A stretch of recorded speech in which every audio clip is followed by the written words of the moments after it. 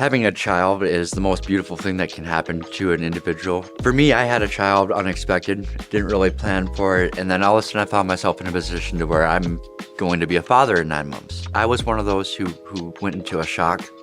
I dropped out of school and thought that I had to go home and work and make sure that I had enough money for this and that, and I didn't really handle it well, but I think having the opportunity to be a good parent and having your goals on the side, I think that it is possible. I think that you can finish school. I think that you can finish the things that you want to finish. It's important that when you are raising your child that you show them that these things are possible.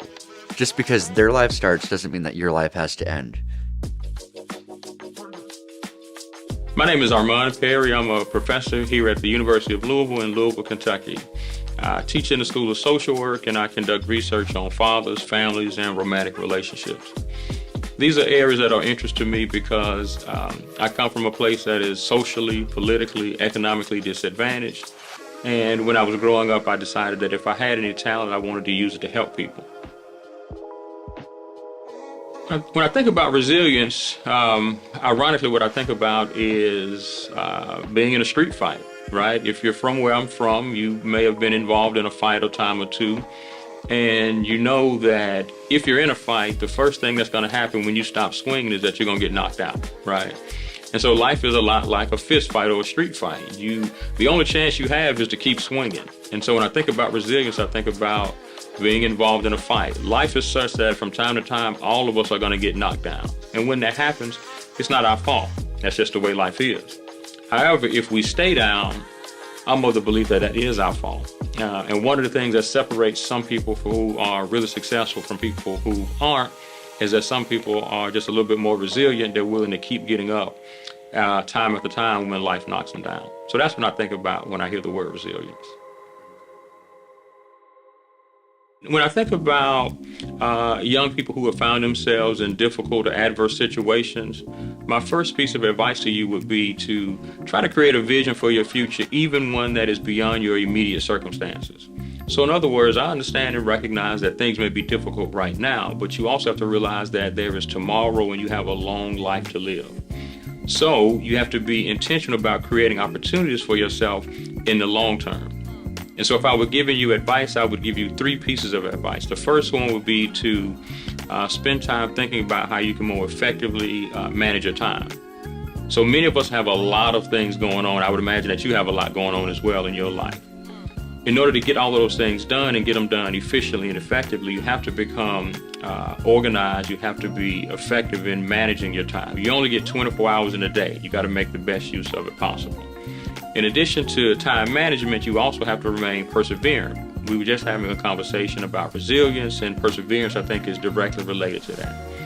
Again, life is such that you're going to get knocked down from time to time, but in order for you to be successful, in order for you to overcome whatever difficulties and adverse circumstances you find yourself in, you have to remain perseverant and continue to be willing to keep getting up. The last thing I'll offer to you is social capital. And in my field, when we talk about social capital, basically what that means is whether or not you are connected to the people who can put you in position to showcase your talent and ability. You may have heard people in your life talking about the idea that what you know is less important than who you know, and that's absolutely true in many circumstances. So you have to figure out ways to get connected to people who can put you in position. Think about who's doing what it is you'd like to do and try to work to establish or cultivate a relationship with them. And if those relationships aren't established naturally and organically, then if you figure out ways to be of service to those people, then you can become valuable in their eyes. That's the way you can get connected to them and figure out ways that they can help you manifest and act on whatever your intentions are based on the vision that you created for yourself. Failing forward is a really, really interesting concept, and one that I have quite a bit of experience with, right? So when I think about failing forward, what I'm thinking about is just the idea that one of my favorite musicians has a lyric in the song where he talks about the idea that he never loses, either he wins or he learns, right? So in other words, failing forward is about making sure that you don't lose the opportunity to learn from an opportunity where things didn't go your way, right? We're all going to face adversity. We're all going to have situations and circumstances where things don't work out for us. The question is, what do we do with that, right? Do we just take the L, as young people sometimes say, or do we take that L and then use it to create fuel and motivation for coming back bigger, better, stronger the next time?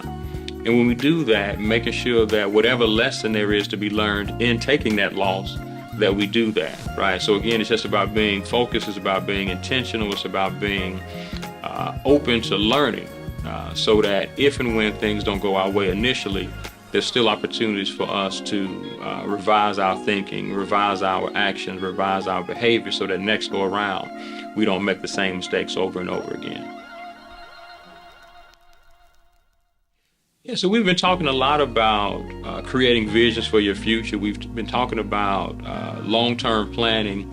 And with that, I think it's important to build some momentum, right? If you can envision or imagine sort of a snowball rolling downhill, it starts small, and as it picks up speed, as it picks up steam, it gets bigger and bigger, and it becomes more and more formidable. And the bigger it gets, the faster it gets, and the faster it gets, the more likely it is to continue to roll down the hill at a really, really rapid pace. And so what we're talking about now is we're talking about long-term planning, but we're also talking about the importance of getting off to a good start. So finding small wins, finding subtle ways to be successful so that you can build up some confidence, right? And so I think that's important for folks out there who are looking to manifest their futures in ways that may be beyond their immediate circumstances. Figure out the specific and actionable steps you can take to get to your long-term goal, but start small, right? Are there things that you can start doing in the here and now to prepare yourself for whatever those long-term goals are? Start there, give yourself time, give yourself grace, be patient with yourself. Start to get some early wins so that you can build up the confidence and the momentum that you'll need to carry you through when times don't go according to plan. If you think about the totality of what it is that you want to get accomplished, it can be overwhelming.